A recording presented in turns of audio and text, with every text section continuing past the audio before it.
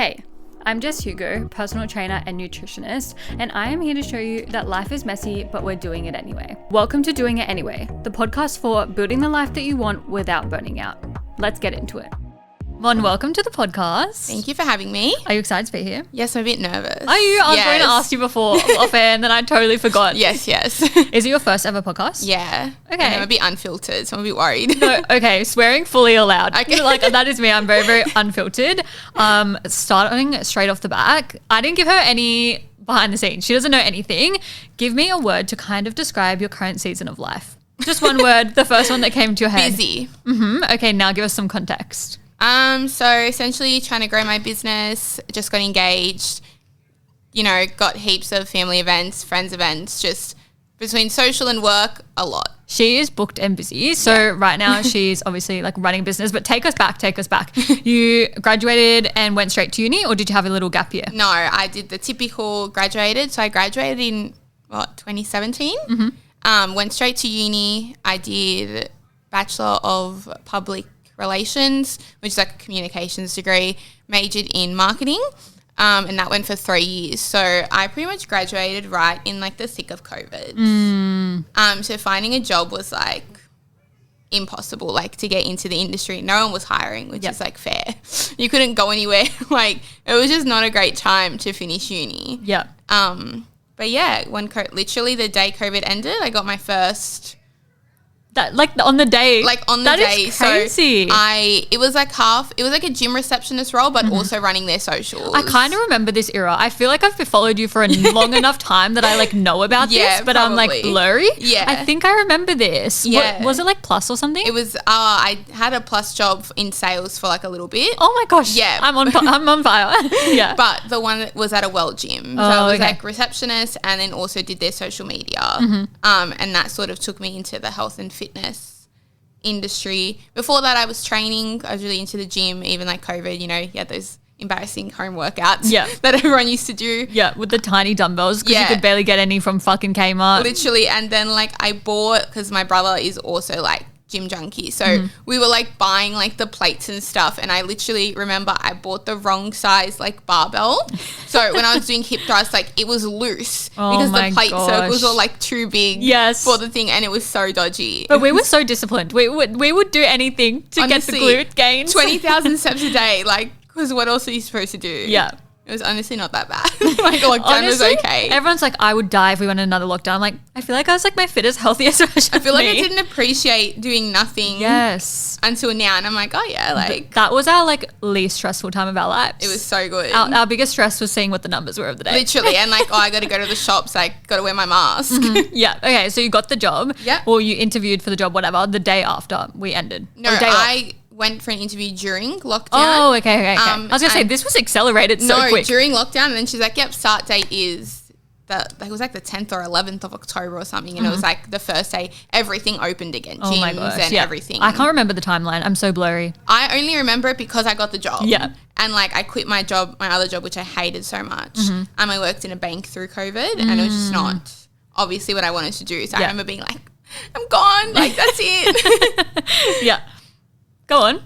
Yeah, and then I got the job. Yeah. And then,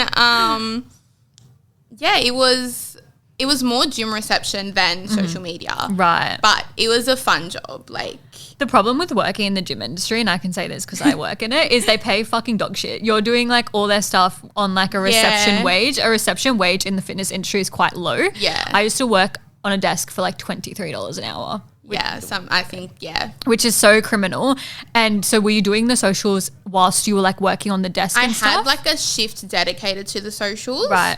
But it wasn't like enough. Like I would still be doing it through like the reception time and stuff like that. But honestly, like it was such a fun job. Like that's where I met my partner. That's where I met one of my best friends.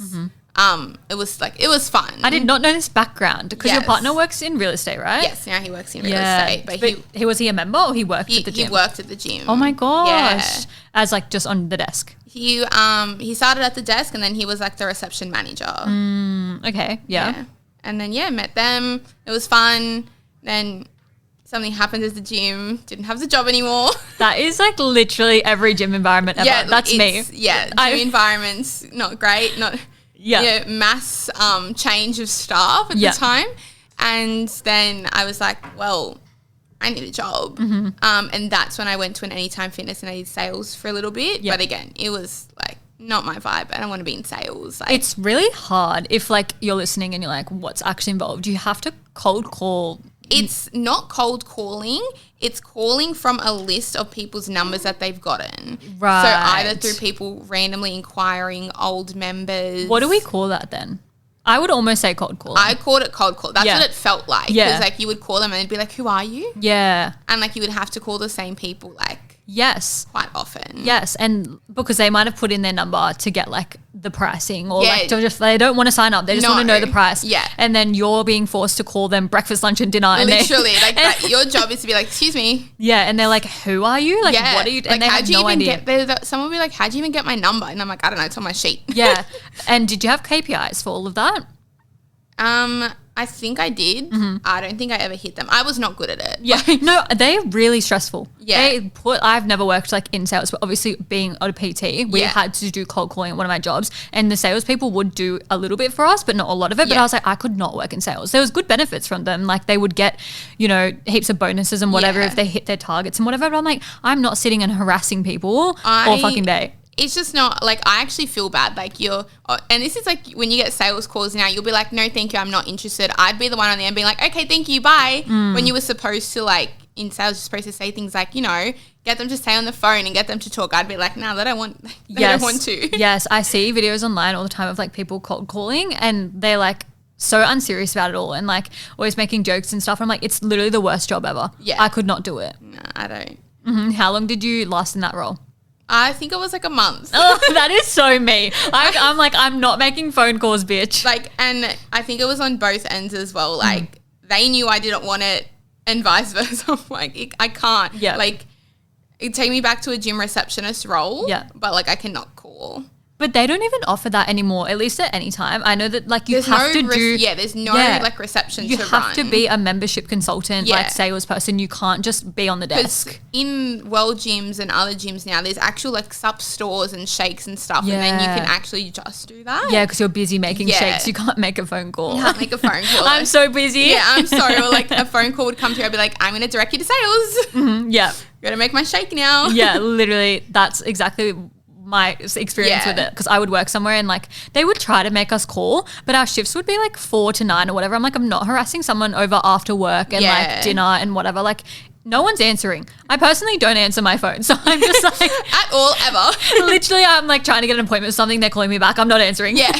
I'm like, I wanted to speak to you that very second. Literally I'm like, no, now you have to wait for me to get back to you. So I'm like, that's my karma. No one answers me because I don't answer back. So after that, 1 month there. 1 month there, and then I got my first proper marketing job. That was also in the health and fitness industry.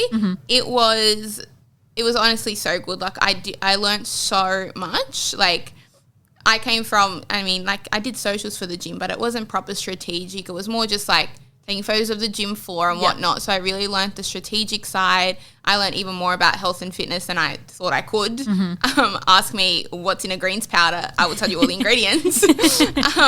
I got to meet like a lot of, you know, the people in the industry, not just that worked at our company, the influencers, go to events. Like it was really good. It was a really good first job. Like my manager was amazing. I had friends there. Like it was good.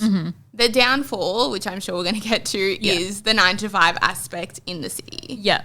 That was the biggest issue from that job. There was also not too much like immediate career progression, which was like obviously a side factor. But then I was like, I don't want to be traveling to do just this. Yeah. When you were at the gym and all of the things, were you building up a bit of a portfolio and like building a socials, or you were just like, no, I'm just going to try my luck of like, I've already been doing socials here. Like, you know, pretty much. Yeah. I feel like that's the timeline. Yeah. Nowadays, I feel like you need a portfolio or something. Before, I swear, social media was not. It was so unserious. Yeah. It was so not serious. Like, yeah, there wasn't even that many like agencies. There wasn't that many freelancers. Like no one was really trying to get into it. Like I swear it's like quadrupled since I first entered it.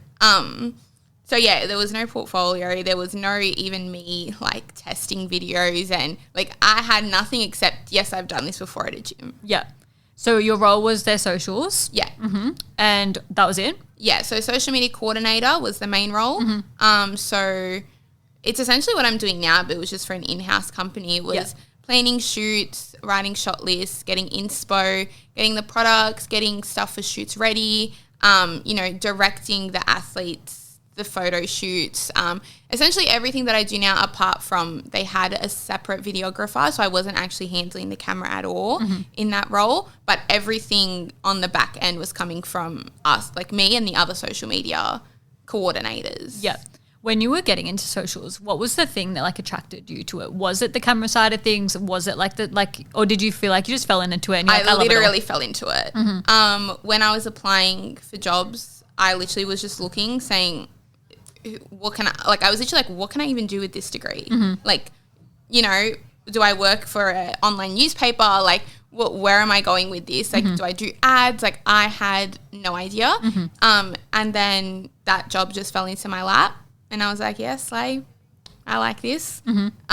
Definitely now I've learned that I do like the strategy side of it more than the editing side. Yeah. I like filming as well because I'm out, I'm talking, I'm meeting people, I'm directing and all that. Yeah. So like now those are the two aspects that like keep me in the industry. And also just like not going insane, because I feel like when you work work at home and you're not talking to anyone all day and stuff, you're like, okay, I have not even had a conversation today. And it's just like, I feel like I just don't enjoy that process. Like I'll do it, like don't get me wrong, it's part of the job. There's always going to be things about the job that you don't like, but I would much rather focus on going out to shoots, editing some things here and there, and that's sort of where I want it to go. I sort of want someone to be the editor of all the content, and then I can focus on the stuff that I enjoy a bit more. Yeah.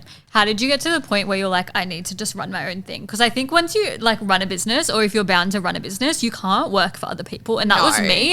And and I think this is like a very social media thing, but even I had like creative ideas that I wanted to bring in and they didn't want to do it, right? Was that kind of your experience? Yeah. So like I said, I was a junior, so like obviously that's going to happen, but I felt like I had ideas that I wanted to do, but obviously I wasn't in an in-house thing. If you're like at the very bottom, like they don't care. Yeah, you know what I mean? Like obviously it's going to be the owner, the manager and stuff. So it was like, oh, like I wish I could do this. Like if I had the tools, if I had the time, if it got approved sort of thing. Yeah. So running my own business, doing my own hours, doing whatever, like not whatever I want, but like having that creative freedom. And it's the same when you get clients and they don't really trust you, and they sort of tell you what to do. You sort of think, okay, like you either got to trust me or like this isn't for me, like this partnership. You need to find another person, another agency that's going to essentially follow what you're saying. Yeah. So you fell into it because you're like, I need my own vision and control. Vision, control, and I didn't want to go to the city every day. Yeah. So I actually don't blame you. Did you drive or did you commute? Honestly, at the start, I was like training it. Yeah. But it was like, so from where I live, it's a 20-minute drive to the nearest station. Yeah. And it's a 1 hour minimum train ride. That's if there's no delays, nothing. And then it was a 15-minute walk from the station to my office. Yeah. And I was like, by the time I got there, I was like, I'm ready for a nap. Yeah. Like, I can't do this. Yes. So then I started driving. And then I was paying like an arm and a leg in tolls. Yeah. Like I swear so much of my wage was going to tolls. And I would still, if I left at 7:30, I still would be late. And I started at 9. Like it was just like, nah. And then on the way home, I'd literally just be sitting in my car like in traffic like this. Zoning out like I hate this life. Literally like, why the hell am I not home right now? Yeah. I think that, I thought that 9 to 5 CBD would like really die off a lot more post COVID, but it's still thriving. Like I have clients that are going in every fucking day. Yeah. They're like only allowing like one work from home day and stuff. And I'm like, fuck that. You literally couldn't pay me. Also the fact that the pay is like shitter. Some people love it though. I know. Like some people love getting up, love going to the office, like talking to their co-workers, eating their little lunch. I'm like, nah, I liked it at the time, but I got over it like real quick. It was like almost like a novelty because I never had that before. And I was like, this is fun. And then it'd be like a year in, and me and my friend were like on our break, like, what are we going to do? Like, we'll go for a walk. Is your friend still working? No. No. We left at the same time actually. Yeah. That is funny. Okay, so now that you're like running your own business and all of the things, I feel like stepping into running a business, it's like a whole different ballgame. I always say it's personal development on steroids because you don't realize that you're going to be so emotional about decisions, or you're going to sit on the fence about things for so fucking long. What has been kind of like a big lesson for you in running a business? It'd be more to trust my work and like my pricing sort of thing. So obviously there's heaps of competition. You tell someone your prices and then you have to like justify them, and they try to like haggle with you. And at the start I was always like, you know, I was doing work that wasn't even worth the money by the end of the day, when, you know, you take into equipment, scheduling platforms, like all those little things you pay for, your time, your travel. It was like, I'm not really making anything from this. Yeah. So my biggest thing was to be like, if someone doesn't like my price, let them go. Yeah.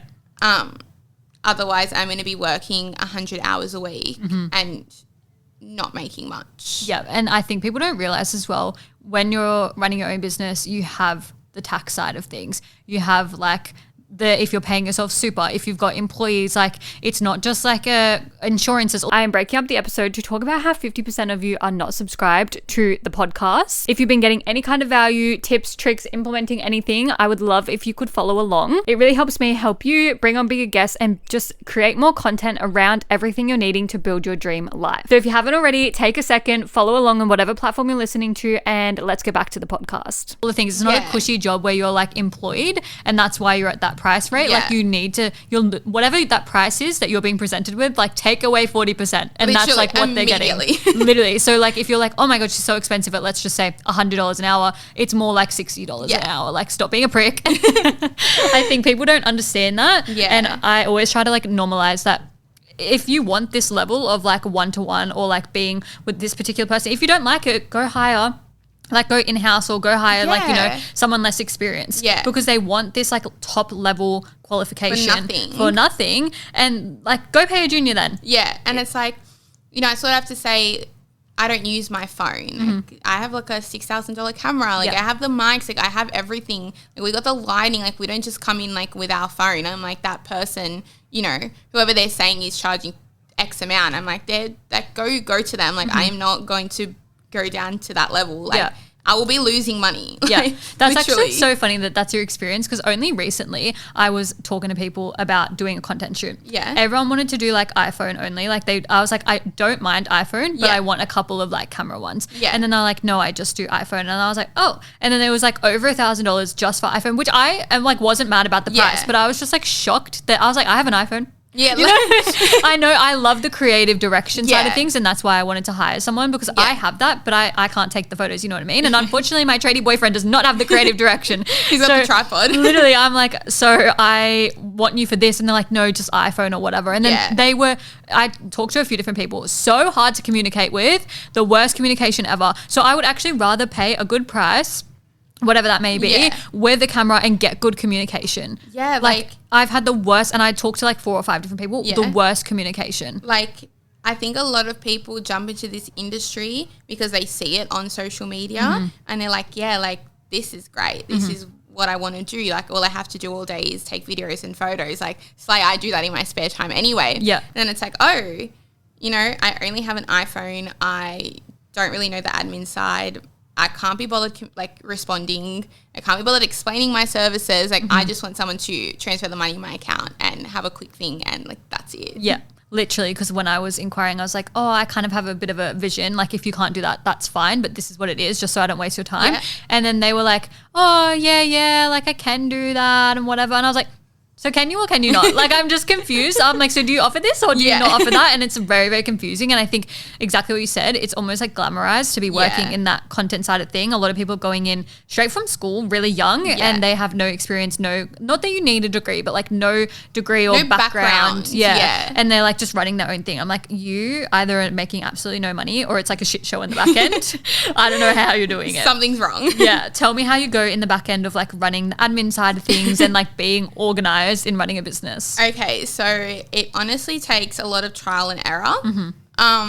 And you know, tools are your biggest thing, like accounting tools, scheduling tools, you know, Google Drive, like all those things are what makes it organized. organize, taking time to like learn those platforms so that like your invoices are all in the same place. And, you know, instead of like writing it down somewhere and being like, did they pay? Like it's right there, you know what money you're owed and it's just in one spot. And then in terms of scheduling, before I had a scheduling platform, it would literally be like 6:30 and I'm there like manually posting everything. And it's like, okay, I need to invest in this so that I don't forget to post and that it goes up seamlessly. You would hate to know my strategy. No, I have like an alarm on my phone and I'm like putting it up, but I only manage my own socials. Yeah, for your own, it's fine, but yes. When you manage like, you know, upwards of 10, it's like, takes a lot of time. Yeah. It's also in my spare time, you know, in my spare time, I will almost never be just sitting down at home watching Netflix. I will be sitting down at home watching Netflix, doing my admin. Yeah. I'll be sitting down, you know, at home around my family, laptop open, doing my admin. So it's really, because it's that work that doesn't essentially grow your business, but it's like a necessity. So I sort of just try to do something that I like while I'm doing it. Yeah. Or like I'll be going for a walk and I'll be on my phone, going through my admin stuff, doing my emails and all that. I try to like push that type of work to the weekend, so I'm not wasting like Monday to Friday in those types of jobs, but then I also don't want them to fall on the weekend. I'm like, oh, I kind of want to go for a walk without being on my phone and stuff. So kind of how do you balance it, especially when you're like with your in the best way that you can, but like when you're with your family and stuff, do you ever feel like, oh fuck, like I'm really just sitting here on my laptop, or are you just like all the time. There is, in a business like mine in content creation, we have freedom, that is true, but it's freedom to a certain extent because you have to wait for that client to reply. You have to wait for them to be okay with you coming in for the shoot. And, you know, I can be like, yeah, I want to come here at Thursday, 1 o'clock, but they can say no and be like, nah, come in next week, Wednesday, 2 p.m. And like you make it work. So definitely my busyness goes like this. Yeah. Like this week, I think I have like 4 shoots a day. Last week I had 1 all week. Yeah. I think as well it like sits in the back of your brain a little bit. Like even if you're not actively working on something, you're stressing about something in the background. So then you constantly feel busy and constantly feel like you're working just because it's sitting literally like top of mind. So to balance it, I try not to take advantage of those quieter periods. Like I try to still wake up at the same time, still do my routine and then jump on my laptop. Even though I don't have shoots and I'm up to date with everything, like there's always something I can be doing. So balancing it doesn't always work out, but in those up and down periods, that's when I do find that the balance is somewhat manageable.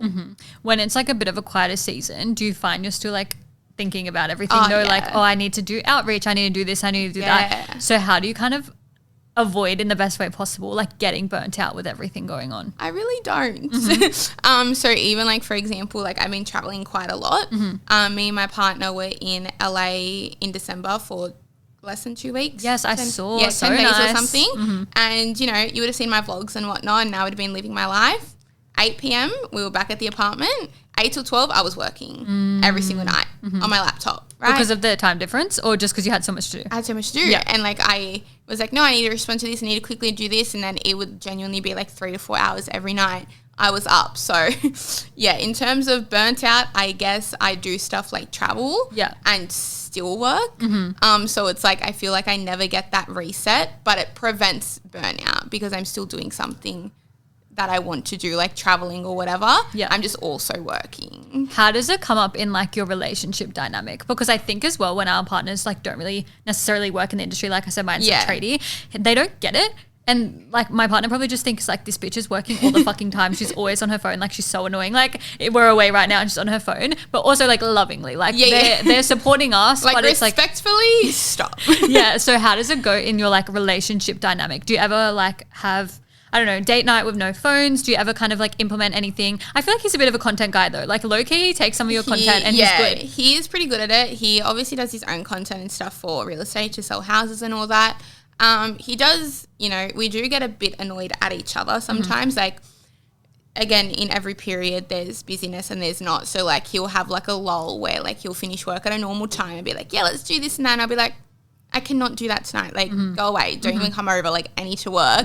And then there'll be, like, opposite times where I'm like, let's go. He's like, nah, like, I've got open homes, I've got this, that. And I'm like, why are we not aligned right now? So I think on both ends, like, it's just like a bit annoying. It's a give and take. Yeah.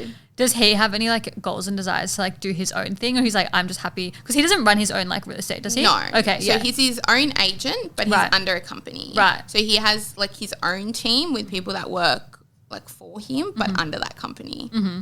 Is he like gonna stay in that, or do you feel like so? Yeah. I feel like we can't have two business owners at once. No. You know what I mean? Like my partner's like, I want to run our own tradie thing. I'm like, get out of town. Yeah, I'm like, go get your income, please. Yes, and he's like, you can like work for me. I'm like, yeah, perfect. Add more to my plate. I definitely want to do your admin, literally. Mate. But you recently hired someone. Tell me a bit more about what you kind of look for when hiring. What kind of, are you a personality hire, or are you a bit more like, I'm looking for a specific skill, kind of how you went about all of that? Because also we're just like girls and we're just learning, and we've never hired before. No, so I don't really care. Not that I don't care. I don't focus so much on skills. Mm-hmm. I focus a lot on their goals and how we mesh well. Yeah. I feel like, especially in the industry I'm in with editing, like you can always learn things. Like, you know, for example, she's a junior and I'll be like to her, take your time on this one. These are the effects that I'd like play around with it. So I feel like that is all teachable. Mm-hmm. Whereas someone's goals, motivation, and how we mesh well together, like you can't teach that. Yeah. So to me, obviously I do ask to see a portfolio. Last time I got them to do like maybe 4 of them. Like I couldn't decide. I was like, oh, you're all interviewed like exactly the same. Mm-hmm. Got them to like edit a video. Because at the end of the day, it does come down to that. Yeah. But it's sort of the last thing that I did consider. I was like, I need to be able to call you, to talk to you, to manage you, but also like be your friend where you trust me to be like, look, I'm sick, like all this, I'm struggling with this, I'm struggling with that. Like I'm in a manager position as well where I want them to trust me. Yeah. So I think like getting along is really important. Yeah. Another one as well is goals. So obviously we've discussed already how much competition there is in the industry. Mm-hmm. What are their goals? Do they want to, do they want to build the company with me? Yep. Are they just looking to, subside their freelancing? Do they want to eventually just learn from this business and then create their own, which isn't a problem. It's just more like, okay, we get along and I know you want to do that. Let's work together still. Yeah. I think it can be like so worrisome though, because you don't want to be like in a really busy season and then be like, cool, here's my 2 weeks notice. Like I'm going to do my own thing. Yeah. Because it's not even that they're going to do their own thing. It's that you've just literally put me in the worst position ever. Literally. And I'm so fucking busy and I don't know what the hell I'm going to do. Yeah. Yeah. So that sort of aligns with like the goals as well. So it's like, okay, I even asked him, I'm like, do you like this? Like, do you enjoy what you're doing? Like, are you happy? Am I managing you well? Like, I don't sort of want to be blindsided. Mm-hmm. And that again comes back to the trust thing. Like, hey, you know what? I'm sort of looking around. I want to, I want an in-house job. Yeah. I want an office style, like something like that. So then I can mentally be like, okay, when are you planning on this sort of thing? Let me strategize. Do you look for someone like in-person type vibes, or you don't mind if they like work from home? No, they can work from home. The only time they have to be in person is for some content shoots, but everything else is work from home. Yeah. Again, I ask them, I'm like, does this work for you? Yeah. Or do you want me to hire an office space where we're working next to each other? Like, I don't mind as long as the work is done. Mm-hmm. Like she'll be editing at 3 a.m. in the morning and like I'll wake up and it'll be like, she left a comment and I'm like, 3 a.m. I'm like, God, no. Honestly, like it's whatever works for them as long as the work gets done. Yeah. Or if like if you're someone who needs to be like somewhat micromanaged, or you need to see me work next to you to get that motivation, like we'll work around that. Mm-hmm.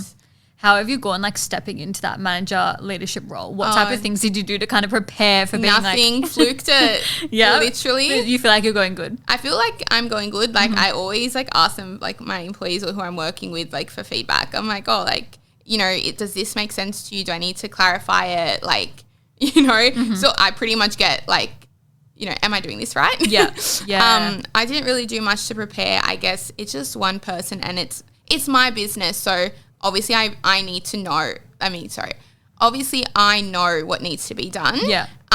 It's just, my approach is like, this is what I'm going to do. If you say, I don't like this style of communication or whatever, like let's change it up. Yeah, it's just like the delegation of tasks. Yeah. And like I'm the type of person that I'm very like rogue and I'll say it like off the cuff and then I'll be like, sorry, that came across kind of like bitchy. Yeah, like that was not my didn't intention. mean that rude. Or sometimes like I'll send like, because sometimes you have to be serious. I'll send like a serious message and I'll be like XX at the end. Yes, that's what I was gonna say. How do you like balance, you know, being here I am as like the manager or the owner or whatever, the founder, and here I am as like kind of your friend in the space. A lot of times I have to call so that like the tone comes across. Yeah. And I'll be like, look, I'll say you're not in trouble. Like, just sort of what happened. What happened with this food? What happened with this? Like, you know, just questioning, but in like a nice way. And then obviously, like, if like the answer makes no sense, I'll be like, maybe not so friendly vibes right now.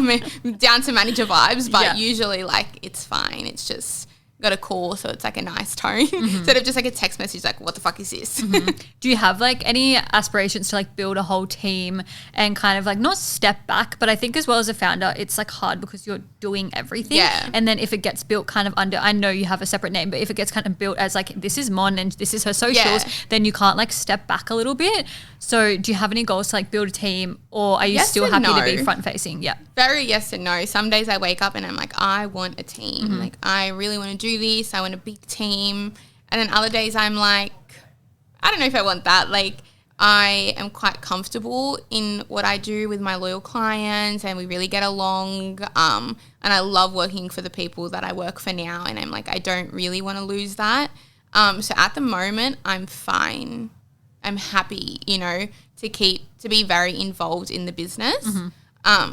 Just with obviously what I see at the moment is just getting help from people who are a bit more experienced in the areas that I'm looking for. So even like delegating some of the admin tasks, like, you know, it's not my thing. Like, you know, when it comes to accounting and all that back end stuff, like it's not my thing. So more just getting like obviously, you know, employees or contractors or something just to help in areas that I think need a little bit more boosting. Even like a VA, because you don't necessarily need someone like there to do your admin, you know what I mean? Like they can do it virtually. It's like not that big of a deal. I feel like I would love to like have someone like all the time. I'm like my right hand man, but like also you have to pay for people's time. You can't just be like, yep, come over all the fucking time. Yeah, literally. Like, do you volunteer work? How do you go working at home though? Like would you consider getting a space, or do you find like you work really well at home? Because I all the time at school and everything else, like I'm so much better at home, like I'm so focused. Nowadays I'm like trying to move from room to room to get some new fresh inspiration in my brain. Look, in terms of getting an office space, like it's so much money. There is no cheap office spaces. And the cheap ones in the industry are like not even an office space. It's like a cubicle. Like I don't want to be in a shared space with someone's cubicle. When I have like a random person next to, like surrounding me, all doing different things around me. So if like monetary, it was like worth it or something like came up and I was like, oh yeah, like this is nice. I would, because I feel like I'm not the most productive at home. I can get easily sidetracked. Like I'm going to unstack the dishwasher and then I'm going to do this to my room. Then I'm going to pat my cat. And that's what I struggle with. Like I know you still live at home. Same. My parents would be like, can you like put out the washing? Can you unpack the dishwasher? I'm like, can you go to the shop? I'm like, I'm working. These are my work hours. Like just because you can't physically see me leaving the house doesn't mean I'm not working. And I like run my gym from my house. So people will come and stuff and they're like, what are you doing? I'm like, I'm working. Like, what do you think I'm doing? Or like every day my mom will be like, what are you doing today? And I'm like, what I've been doing for the past 40 days. No, literally they don't understand. It's like the generational gap. They think we're just like posting on Instagram and I'm like, okay, it's a whole nother ball game. And it's because my mom doesn't even know how to use Instagram. So like she doesn't even know what I'm up to half the time. She has to ask me personally to find out. I'm like, have you not been watching my Instagram? My stories are public. My dad got Instagram and he will like stuff, right? And I'll be like, did you watch it? And he's like, well, I think so. I'm like, what do you mean you think so? Like, did you watch the video? They don't. My mom will be like, what have you been up to? I'm like, did you see like the week of my life? And she's like, no. And I'm like, that's what I've been up to. What do you mean you didn't see it? What are you doing? You're not helping my social media at all. What the fuck? Take me to your engagement. How long have you been with your partner? You met in like what, 2018 then? 2019? No. We met in like 2021. What? Yeah. Oh, how did I get confused on that timeline before? 2021? Okay. Yeah. I know how old I was. Let me see. I'm 26 now and I met him when I was 22. Okay. So 4 years almost. Yeah. So in June, it'll be exactly 4 years that we've been together. Yeah, he proposed on Valentine's Day. Mm-hmm. He did everything that I wanted. Obviously, when you've been with someone for that long, like, it's not really, like, the biggest secret in the world that, like, oh, my God, like, you got engaged. Like, because you were away, weren't you? So we ended up staying 2 nights, but that was, like, a surprise. Yep. So he essentially said to me, backstory, I hate car rides, like, with a passion. And he's like, why? You have to tell us why. I just find it so boring. Oh, Like, I thought you were going to be like, I get really car sick. Oh, in the backseat, I get, like, a bit car sick. Yeah. No, I want to stretch my legs. To me, nothing is worth driving that far. Yeah, that's true. Like, but as a passenger princess, you can get so much work done. I can't be on my laptop or my phone in the car because I get a headache. That's why. Because you're like, I'm just staring out into the abyss. I'm literally talking to you for 5 hours, bro. Like, where are we going? Yeah. So he's like, I'm taking you on a drive. Like, it's Valentine's Day. You can't get mad at me. I'm like, oh my God. I'm like, can't we just go somewhere like around here? Mm-hmm. He's like, no. I'm like, great, cool, okay. So we're driving and he like made me leave so early. My dad's a truck driver and my dad was like, nah. Or he told me, my dad said that there's going to be heaps of traffic, so you have to leave early. Oh. And I'm like, oh my God. And we're on the road. I'm like, there's no traffic here. Like, what the hell? And he's driving so slow. And I'm like, do you need the accelerator? Because he was delaying me so that everything was ready when we got there. So this whole thing was like him delaying it. And then he goes, I'm hungry. Like, let's stop to eat. I'm like, you rushed me out of the house and now you're going to go eat. Right? So the whole thing was so annoying, right? Like, then we got there. We got somewhere else first. It's like, oh, we'll walk around here first. I'm like, why aren't we going to the place? But did you clue on or you were like, no? No, I was just so annoyed. And like, honestly, it's so him to like miscalculate things and like, that is like guys in general. Have holes in his like romantic plan. Yeah. Very common. So he was, that was setting up. My brother and my sister-in-law were setting up the whole like proposal thing, the flowers, the thing. And it was really, really windy, which is why they were so delayed because the flowers were moving and they had to like, shove them in the ground and all that stuff. And then, we ended up getting there, walking out. Obviously, I knew then. And it was just like in like the backyard of like this beautiful Airbnb that overlooked the water. So he did well. Does Valentine's Day have like a significance or he tried to just hide it? He tried to hide it because like obviously like being a girl, like one of my things was I have to look good. Yeah. Like no offense to anyone, like do not propose to me on a walk. I do not want to be in activewear with my hair in a claw clip. Yeah. Like I want to look good. There is so much pressure on guys to do well, 100%. But also I know why so many like fuck it up and just do it on like a walk or whatever, because everyone's getting suspicious that like if you never go out and if you're a bit of like a homebody, why am I suddenly wearing like a nice white little outfit? Literally. Like why are we going so far away? And it's very, very like suspicious. So that was his like, that's what he said his main obstacle was. Like when the hell am I going to tell you to not that we don't do it often, but like we don't get like fancy often. Like usually like surprise dates are like, we like to do activities like arcades and walks and stuff like that. So he was like, that was literally the only time that you weren't going to know immediately. I'm like, yeah, fair. I feel like there's 2 types of girls. Some that are like, I want to get engaged and like have a wedding and family and all of the things. And then there's like me who I'm just like, I don't really care. Which version are you? I don't really care up until like 3 years in. And then I was like, all right, what are we doing? Like, what is this? And then I was more like, come on, encourage, let's go, let's propose. Yeah. So yeah, I guess a bit of both. Wedding planning, obviously we talked a bit off air, but like not really organized. Do you feel like it's the business owner in you? Like you just always have so many things to put first? Not really. It's more just like, I don't want to do it right now. Yeah. I'm not necessarily in a rush to get married. Like some people get married, engage and everything within like 12 months. Like neither of us are like pushing for that. Yeah. So yeah, we haven't even spoken about it. Yeah. My brother's getting married in 2 months. So all that. Yeah. Like all that energy is like bridal shower, hens, like the bucks was on the weekend. Like we're helping him. We're both in the bridal party. Like it's all on him. And then when that that goes away and the dust settles, we'll be like, okay, like, what are we going to do? I mean, some people just stay engaged for ages anyway. And like, there's no right or wrong. I just feel like there's so much pressures around everything now. And I feel like everyone I know is like pregnant or getting married. And I'm like, oh my God, like, where are my people that are just like chilling? That's me. I literally just like I don't care to put pressure on things. Yeah. And I feel like it's a bit of a business owner thing, because if you put too much pressure on things, you sit on them for too long and then you kind of lose the opportunity and it kind of just like, you don't take action. Yeah. But I'm like, I'm just going to do it anyway and like just see what happens. Talk me through though the next kind of plans and steps for like, are you going to be doing socials forever? Are you wanting to branch out and add anything more? I feel like a lot of people always say like, social media is not going to last forever, which I don't agree with. But are you like, this is like my job. I found my thing. I'm really passionate about it. Yes and no. So I do love my job. Like I don't see myself doing anything else, to be honest. I do still really like the health and fitness industry. So it's always something that's like on the back of my mind. I love marketing. I love strategizing. I love all that. Why I say maybe not is because the business side of it is really stressful. Yeah.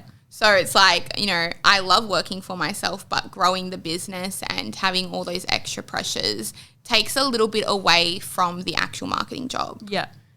So I definitely don't see myself doing anything else. I still see myself in my business and growing it and whatnot. I guess need to reduce my stress a bit and reduce that pressure that you mentioned that business owners always have. Yeah. When you talk on the health and fitness side of things, do you mean like clients, health fitness clients? I don't even know. I just love that industry. Right. Anything to do with it, like moving your body, you know, helping other people moving your body. Like, I mean, not that I have, like I did start a personal training degree, but I never, not degree, what is it? Qualification, but I never finished it. You've done it, right? Yes. Why is it so boring? Yeah, Why do you have to learn about every single bone in the body? Yeah, and I think as well, you go into it thinking like, I'm just going to do PT, and then exactly the same thing as marketing, right? Yeah. And business. You don't realize I do like 99% business stuff and like 1% is like training my clients. Yeah. And like I obviously do online as well and all of the things, but I'm like that takes up very little time compared to every other thing I have to do.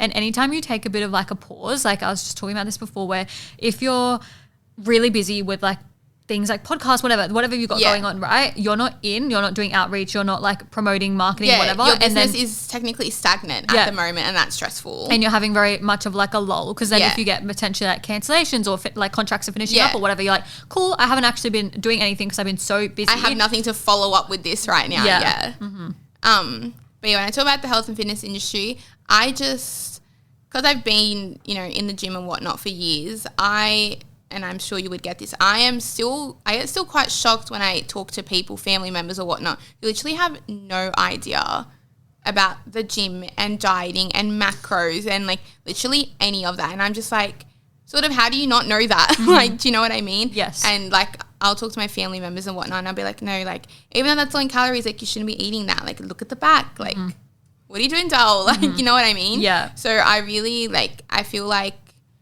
I'm quite confident in what I say about that industry, and I do love talking about it. Yeah.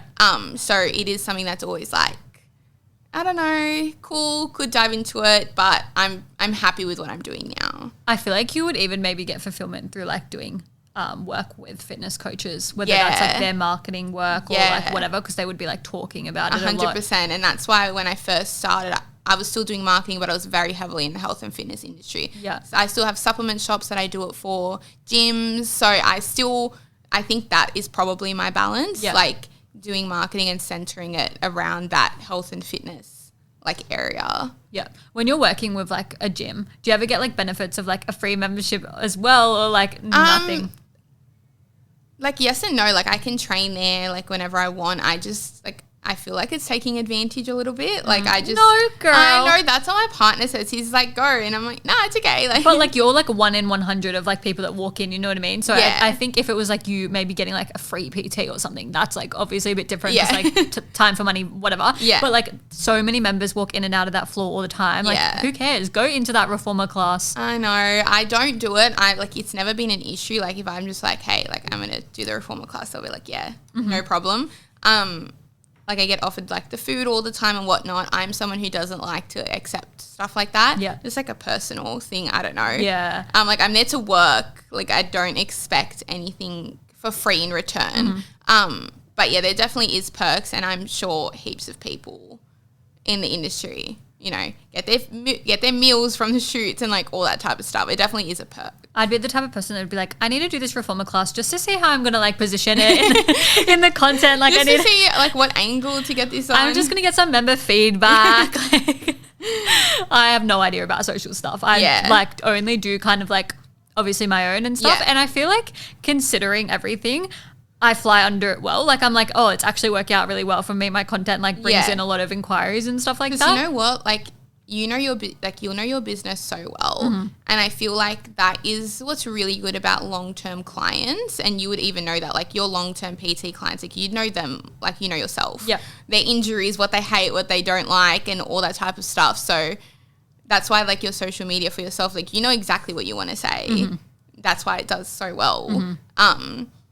And yeah, that's why I love my long-term clients too, because I don't really have to ask them many questions. I know what to promote. I know their tone of voice. Like it's set. Yeah. Inside, and I'm sure you have different packages and all of the things, but do people tend to come to you asking for you to think of the content idea, or do they say like, this is what we're thinking, can you film it and like execute it? Most of the ideas come from me because a lot of my clients are people that have no time for it at all or like zero, like please take it off my shoulders sort of thing. Yeah. I always say to them, because usually I film once a month, I'll maybe message them or come in and be like, do you know what guys, like, is there something you want to focus on? Is there, you know, menu items that you want to push, or is there a sale coming up or all that? And then I add that to the content ideas, but most of them do come from me just with like some direction on what should be included in the videos and all that type of stuff that come from the client themselves. And then do you get the employees like in the content or like the founder? Depends. Okay, because some of them hate it. Like they'll be like, no. They want to be behind the scenes. Yeah, and others are like, yeah, like give me the mic, let's do it. I would love your hot take on this, because a lot of people say like, don't outsource your content, but like if you don't have time and you are just simply shit, let's just put it like if I wasn't a girl in her 20s, like I would be shit at it, you know what I mean? So I understand why people that have big businesses who are in their 40s and 50s who have been doing it forever didn't grow up with socials, they don't know what they're doing. What is your take on like, can we outsource content? Like what, you know what I mean? Like with how the industry goes and what you do. Give me your hot take. I understand where people come from, honestly, when they say they want in-house socials. That person is always in the office. They know everything. They talk to other people in the company. Like from a standpoint of, you know, just knowledge about the business, I sort of see it. But it's so much cheaper to outsource than have someone, you know, 40 hours a week in your company. Yeah. No matter how much, you know, someone charges for their package, like it cannot be more expensive than having a full-time employee. Another thing as well is if you find a good social media manager, you will feel like they are a part of your business. Yeah. Like I said with like, especially my long-term clients, like they don't need to tell me anything. We don't need to sit there and have debriefs and all that. Like I know them so well that it's all like, I feel like I work for them when I'm in their store or editing their work or talking to them. Yeah. So if you can find a social media manager that feels a part of your team, then like I think you found the right one. Yeah. I think as well, it's the same with like any everyday stuff. Yeah. It's like 90% of your work is yapping and like fucking around. So even if you had someone in-house, they probably only get a couple of hours of quality work done in the grand scheme of things, whereas you probably can like go away and get so much more done by not being forced to be like commuting in the office every 100%. Single day. And it's all like, for example, last year I got invited to 2 of my clients' Christmas parties. Like if for some people you really do become a part of the team without, you know, the yapping and the extra pay, and they don't even have to really, you don't have to manage your social media manager. Yeah. Like you don't have, did you do this? Did you do that? Like it's done. Like, or at least speaking for myself, it's always done. Like I never get text messages like, where's this video? Why didn't something go up? Blah, blah, blah. Yep. Like you would have issues like that in an in-house team. When you're looking or like reaching out to people who are kind of like your ideal clients, obviously health and fitness, because that's like a passion, but do you look for people that have like bigger companies or like small business, or what's your kind of like ideal client profile? I honestly, when I do my outreach, my main thing is I don't want to step on anyone else's toes. I don't want to be one of those people that are in the inbox of, you know, a business who already has a social media company. Yep. So essentially I just look at their pages or whatever and I just see if there's a content gap. If it looks like it's not being managed, or if it looks like it's done in-house or hasn't been posted on in a while, those are the clients I aim for. Yeah. When a business is too small, I try to steer away from them, only because they have such like up and down budgets. Yeah. Like they're not going to really be a monthly retainer. And the problem with not being a monthly retainer with really small businesses is they may tell you like last second, oh, can you do our month starting next week and you're like, well, I didn't have time because we're not on a monthly retainer. I didn't book you in, and it just becomes this whole issue. So I don't really have an ideal client. I just try to target those clients that may be looking for a social media manager rather than trying to steal someone else's like clients. Yeah. And how do you normally like work with it? Do you do like 1 month ahead content wise? Usually I'm never 1 month fully ahead, but 1 month is crazy. Like if you're trying to do trends and stuff like that, like you're going to be out of fashion by that 1 month. So essentially, like let's just say, you know, the new content calendar starts in April. I will try go middle of March, have it ready by end of March, and schedule it all out so that I don't have to worry about that month at all. Yeah. So in April, I'm working 1 month ahead, but not all the work is done. Yeah. Because you don't want to be like scheduling a post that day and then waiting for the go ahead on or any edits or anything, because then you're like stressing out trying to schedule this post. You're always sort of like chasing your tail. Yeah.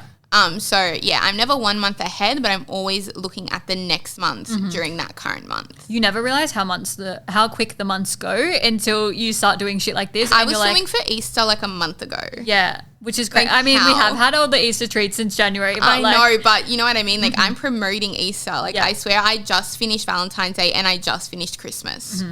It's because you've been away, getting engaged, living your best life. Time flies. I know, time flies when you're having fun and work until midnight. Anyway, this was such a good conversation. I have a hypothetical question for you. Okay, go. If someone is in that situation of like they're not feeling very fulfilled in their role right now and they feel like they're kind of good at socials, they don't really know what they want to do. Let's say they're degree-less, so they're just like chilling.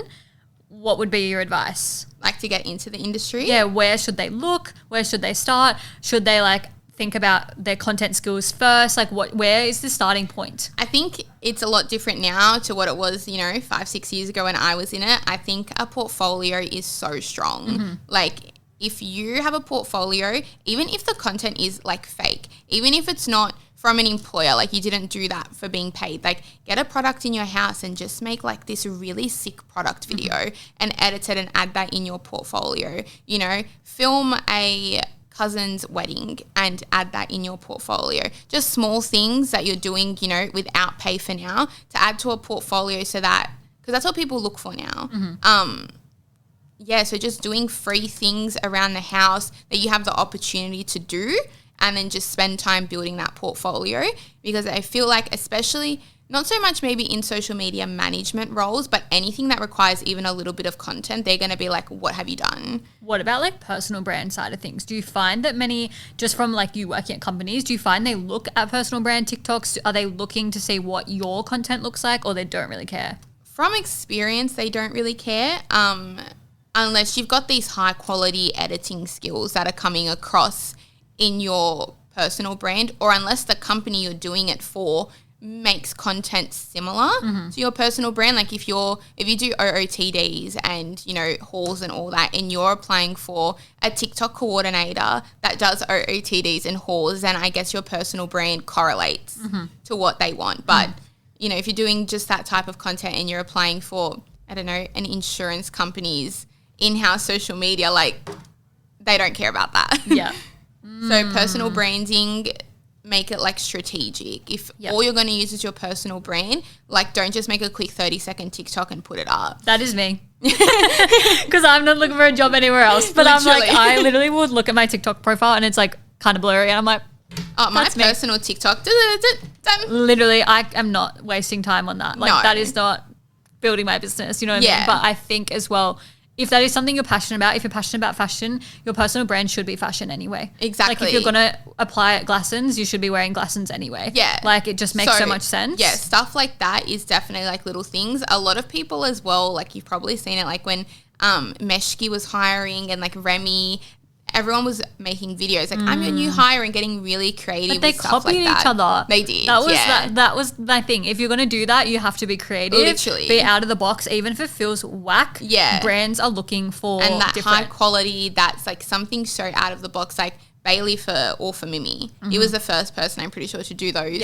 dodgy cardboard signs, in the middle of the streets and stuff. So yeah, stuff like that will definitely help. You just have to put yourself out there. Yeah. I love that. Well, tell us where we can find you. I'll link it all below, but tell us where. So my main, I guess, socials is Instagram, and it's Social House Sid. Yeah. Anything else? Do you want your personal brand or no? No. Okay. Well, follow have on you seen socials. my TikTok?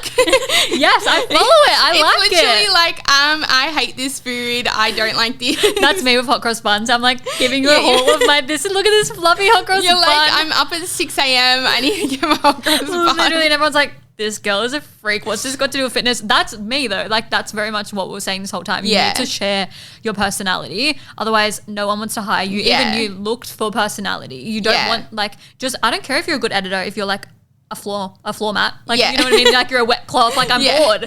Anyway, I'll link it all below. Thank you for coming on. Thank you so much for having me. Such a good conversation. Yes, bye. And that is a wrap on another episode of Doing It Anyway. If you enjoyed today's episode, I would love for you to rate it 5 stars, share it with your friends, share it on your stories. And if you have any feedback, I would love to hear it. Please shoot me a DM on Instagram. All my links are below. See you in the next episode.